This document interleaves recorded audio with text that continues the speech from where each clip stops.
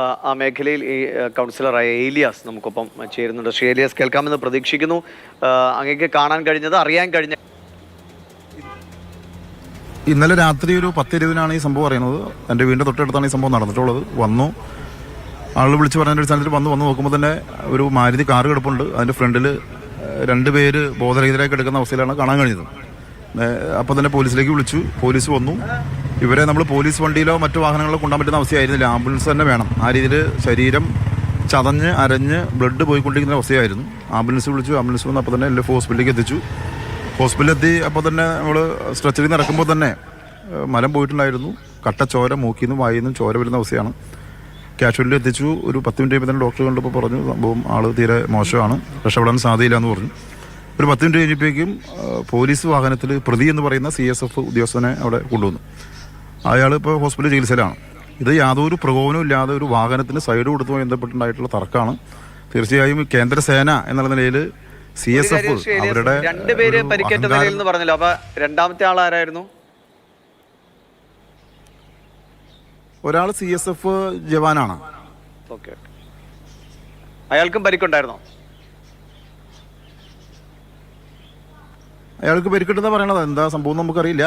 നമ്മൾ കാണുമ്പോൾ 2 ആളോട് നിലത്ത് കിടക്കായിരുന്നു. റൂട്ടിൽ കിടക്കുന്ന അവസ്ഥയിൽ നമ്മൾ കണ്ടത്.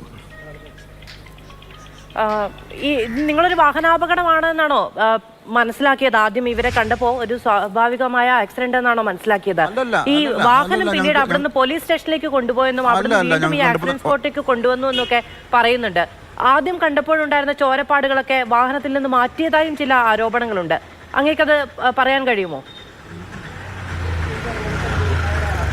അങ്ങനെ തോന്നിയിട്ടില്ല. ഞങ്ങൾ ഇന്നലെ രാത്രി 12 മണിക്കാണ് തിരിച്ചു വരുന്നത്. ഞങ്ങൾ വന്ന സമയത്ത് ഈ വാഹനം ഇവിടെ ഉണ്ടായിരുന്നു. ഇന്നിപ്പോൾ രാവിലെ വരുമ്പോഴാണ് വാഹനം ഇല്ല എന്നുള്ളത് മനസ്സിലാവണത്.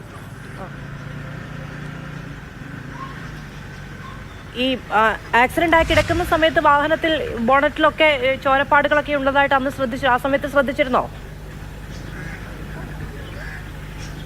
ബോണറ്റിൽ കണ്ടില്ല. എൻ്റെ താഴെവശത്താണ് കണ്ടിരുന്നത്. ടയറിനോട് ചേർന്നുള്ള ഭാഗത്താണ് ചോരയായിട്ട് കണ്ടിരുന്നത്. അതൊക്കെ ഇപ്പോഴും അവിടെ ഉണ്ടോ? ആ വാഹനത്തിൽ ഇപ്പോഴും കാണാൻ കഴിയുന്നുണ്ടോ? അങ്ങനെ ശ്രദ്ധിച്ചിട്ടില്ല, നോക്കിയിട്ടില്ല. ഈ ബാക്കി എത്ര പേരുണ്ടായിരുന്നു കൃത്യമായിട്ട് ആ ഗ്രൂപ്പിൽ? ഈ തർക്കം നടന്ന സ്ഥലത്ത് അവിടെ ഇവര് തമ്മിൽ എന്തെങ്കിലും ഉന്തുന്തള്ളും ഉണ്ടായിട്ടുണ്ടോ? അങ്ങനെ ഇപ്പൊ മതിൽ ചാരി നിൽക്കുമ്പോഴാണ് ഈ വണ്ടി ഒന്ന് ഇടിച്ചതെന്നാണ് നേരത്തെ നമ്മളോട് ആ പ്രദേശത്തെ ഒരാൾ പറഞ്ഞത്. അതിനെക്കുറിച്ച് എങ്ങനെ ഈ ഒരു സംഘർഷം ഒരു കൊലപാതകത്തിലേക്ക് പോയി എന്നാണ് മനസ്സിലാക്കുന്നത്? വാക്കുതർക്കം നടന്ന അപ്പോൾ തന്നെ വിഷയം പന്തികേട് എന്നുള്ളത് ഈ മരിച്ച പയ്യന് മനസ്സിലായി. അദ്ദേഹം തന്നെ ഇവരുടെ വീഡിയോ എടുത്തിരുന്നു. ഈ CSF ഇയാളെ ആക്രമിക്കുന്ന വീഡിയോ എടുത്തു. അത് പോലീസിന് കിട്ടിയിട്ടുള്ളതാണ് പോലീസുമായി സംസാരിച്ചപ്പോൾ മനസ്സിലാക്കാൻ കഴിഞ്ഞത്. അതിനുശേഷമാണ് ഇയാളെ ഇടിച്ച് വീഴ്ത്തുന്നത്. അങ്ങനെ ഇടിച്ച് വീഴ്ത്തിയപ്പോൾ സ്വാഭാവികമായിട്ടും ബോണറ്റുമേക്കാണ് വീണത്. അവിടെ നിന്ന് ഏകദേശം 1 കിലോമീറ്ററോളം ഈ മാരുതി വാഹനത്തിൽ തന്നെ കിടത്തി ഇയാളെ കൊണ്ടുവന്നു. അങ്ങനെയാണ് ഈ സംഭവം നടന്ന സ്ഥലം വരെ എത്തുന്നത്.